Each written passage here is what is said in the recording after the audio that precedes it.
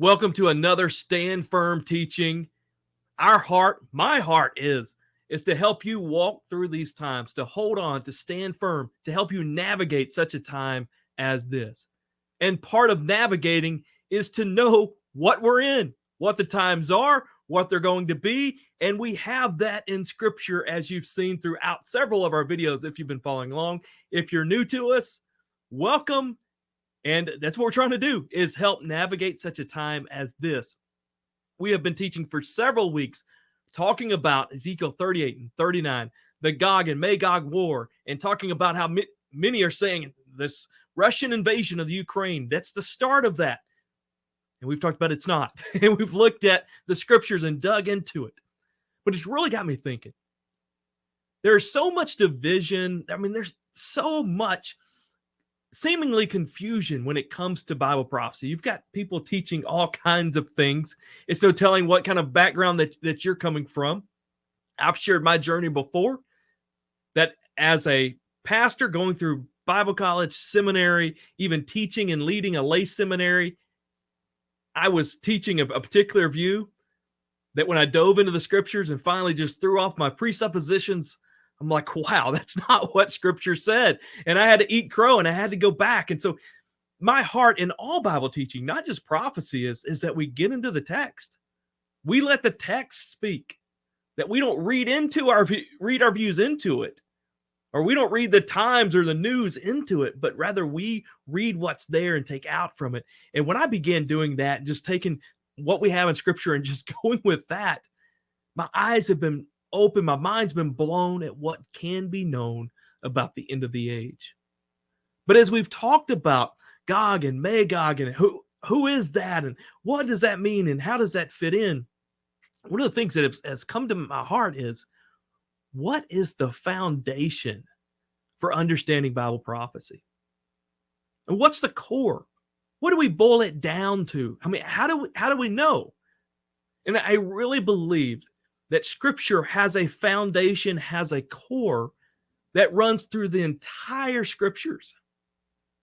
And then if we can label and understand that core, that foundation, if we can do that, then that will really help in the division. It will really help as we continue and keep that core all the way through, because it's not going to venture from that.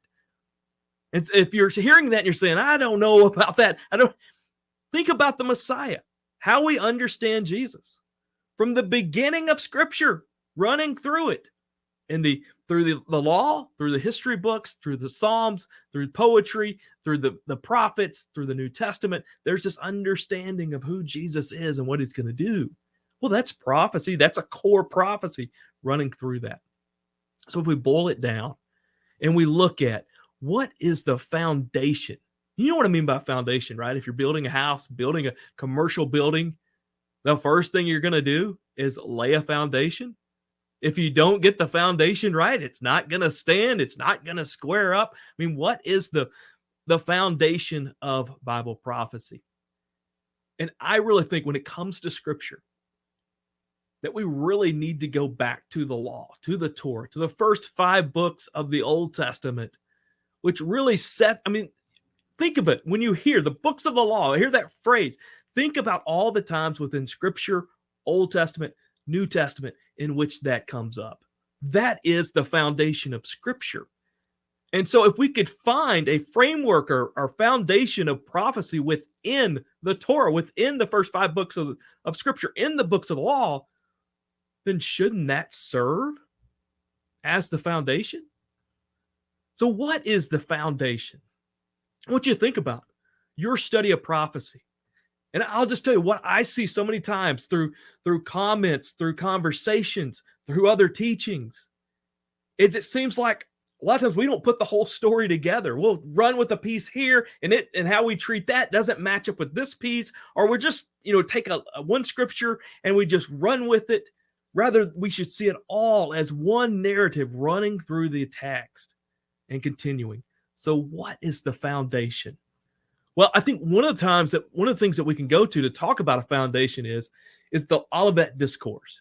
Recorded in Matthew 24. This is Jesus on the Mount of Olives, answering the disciples' question of, What are the signs of your coming? What are the signs of the end of the age? And then you have Jesus walking through that.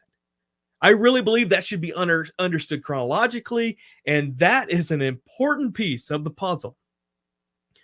But I want you to notice, the disciples already had a foundation. They already had a framework when they asked this question. This may be hard to read here, but it says, this is from Matthew 24, verse 3. They said, tell us, they said, when will this happen? And what will be the sign of your coming and of the end of the age? And if you read through there, Jesus didn't say, what do you mean by signs? What do you mean about my coming? What do you mean about the end of the age? What are you guys talking about? I mean, who you been listening to? Whose YouTube channel have you been subscribing to? Obviously, it wasn't Stand Firm. No, that's not what Jesus said. He just immediately picked up the question. And so the disciples, look at this. This shows a framework that they had. They had a framework. When we talk about his coming, well, this is after they've recognized he's the Messiah. They've kind of understood he's going away. And so that, I don't understand the extent of they understood him coming back. But if he was the Messiah, their framework was that the Messiah had to come at the end of the age and that there would be an end of the age. And that entailed a lot of other things. They had a foundation. They had a framework. And then Jesus built upon that. Again, he didn't tell them they were wrong. What are you talking about, this end time stuff? Don't you know it's just going to be fulfilled in the next 40 years, man?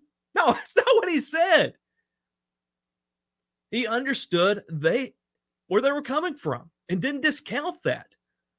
So what is their foundation?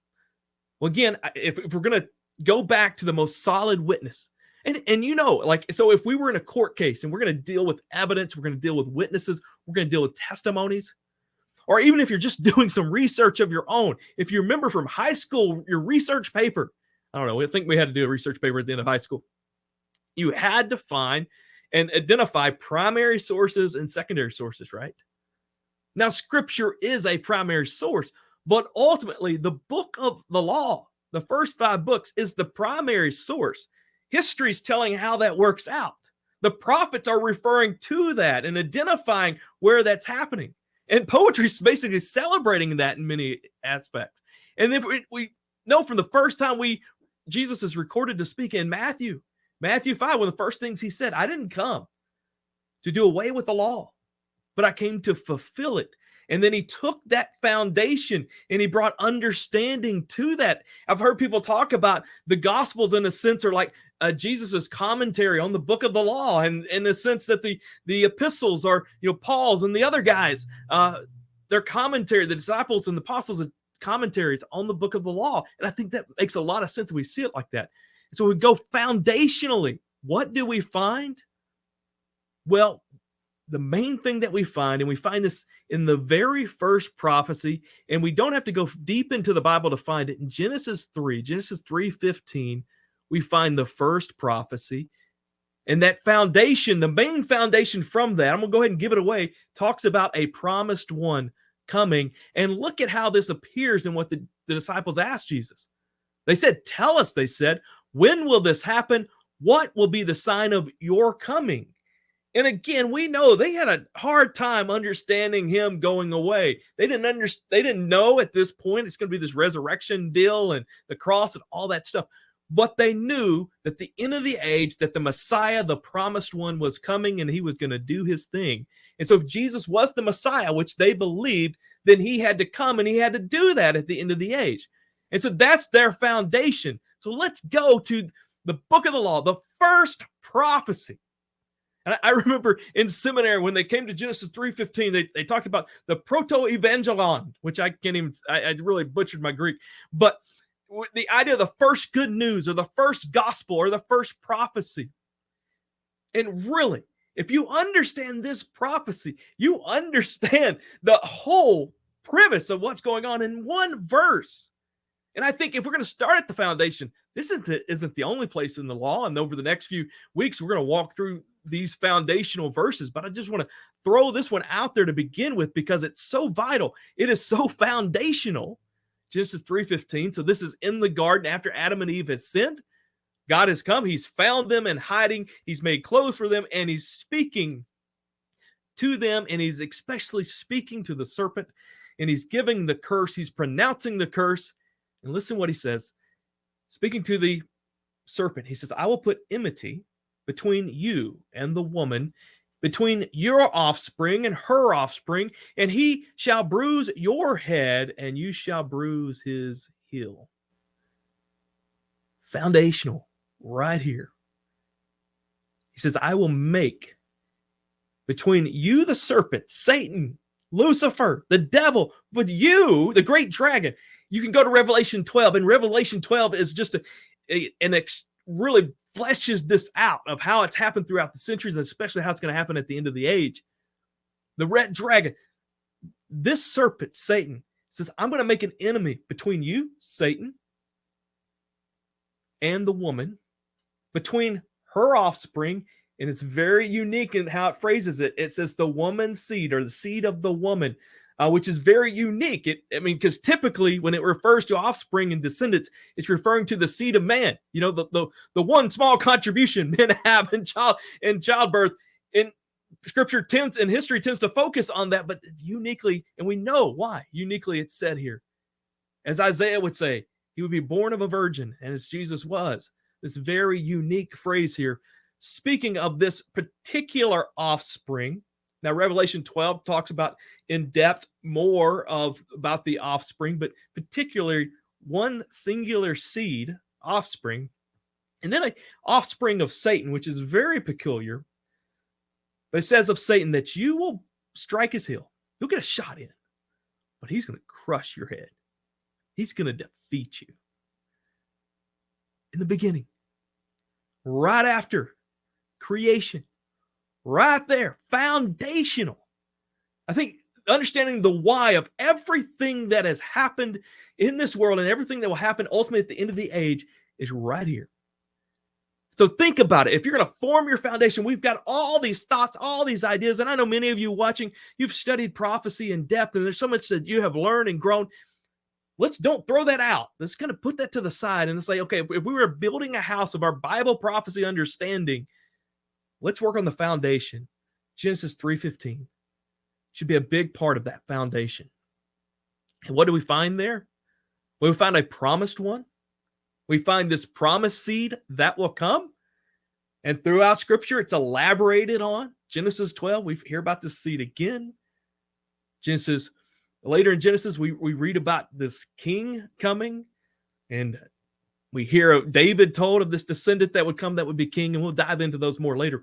But it's a promised one. Ultimately, that's the big deal that's here. A showdown of the seeds.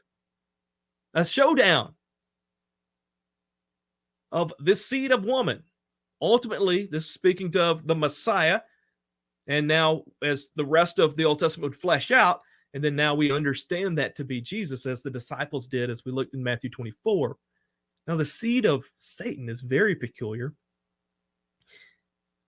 Seems to be not just Satan himself here, but that there is, in sense, this offspring of him. And I think as we study in Revelation 13 and elsewhere, and we learn about the beast, we learn about the Antichrist, somehow he is, in a sense, the offspring of Satan. Now, I don't understand how that plays out and works out, but the showdown of the seeds. But if you dive into it, ultimately, it's Satan's head that gets crushed. And I think when you look at Revelation, and you look at Revelation 19 and 20, the start of the millennial kingdom, the defeat of the Antichrist, the locking up of Satan, and then Satan's release, and he repeats everything that happens at the end of this age after that millennial kingdom. And it may be, and I don't know if we quite can know this, but it seems as if Satan and Jesus go head to head themselves there. But we know Satan has got the shot in to Jesus on the cross. And so there is going to be an attack on the promised one. And we see that when Jesus came in the cross. Again, the disciples there, they would have known this, and this was foundational, but they never would have pictured it like how it happened for sure. And then ultimately there's going to be a defeat of Satan. And along the same line, there's going to be a win by the promised one. And then the context of all of this in Genesis 3 is there's going to be a resolution to the fall and to the kicking out of the garden and to death.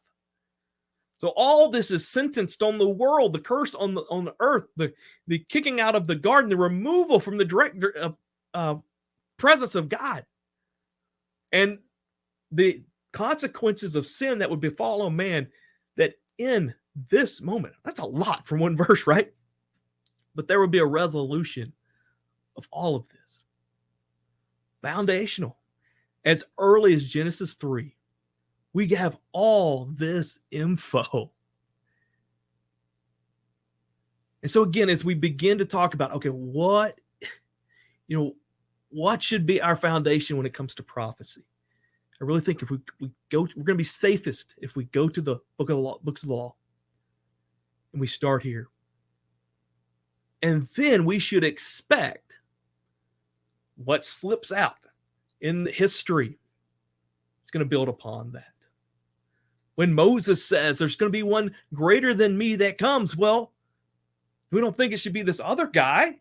It should be this promised one, right? The narrative continues because you have this foundation and you're just building on this. You're not building a whole town of prophecy houses, but you're building one narrative. And I really believe for us to navigate through such a time as this, with the challenges that are coming, for us to know what's going on, if we can lay this foundation and let Genesis 3:15 be the anchor of all that we talk about, it's going to go a long ways. That puts us as having the same foundation as the disciples, which is incredible. So we're going to continue over the next several weeks, and encourage, if you're watching this later, to check out the videos, Foundational Bible Prophecies, as we talk about this one. The foundation begins. There's a promised one expected to come. And if we can anchor into that, I think it's going to help us stand firm and navigate such a time as this.